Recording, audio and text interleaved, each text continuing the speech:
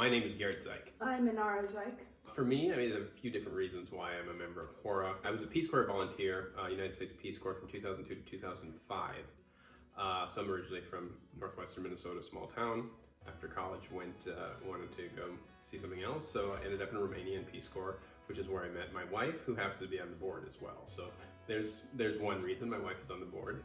For me, it's Romanian culture was something, Romanian culture was something that I lived in for 3 years. I learned a lot about myself and the world, and it's something that I want to continue. I want other people to know more about because it is really rich, beautiful, interesting culture. We got a strong Romanian history that runs in the Twin Cities itself. We've got a couple of churches and things like that, and so just learning those things personally, it's very edifying, very interesting. Those are things I find.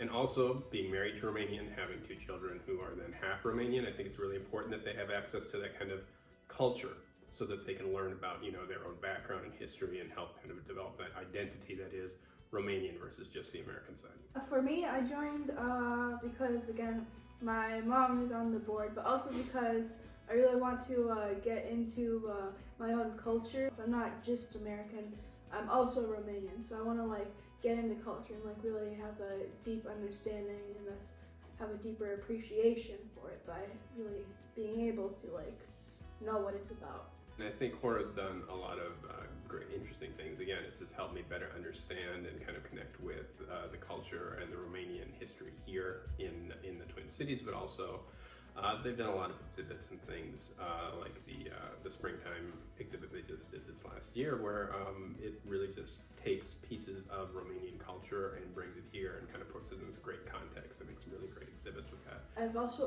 the documentary design, which actually the third one I'm part of for the second generation and first generation Romanian immigrants, which was a really interesting experience for me.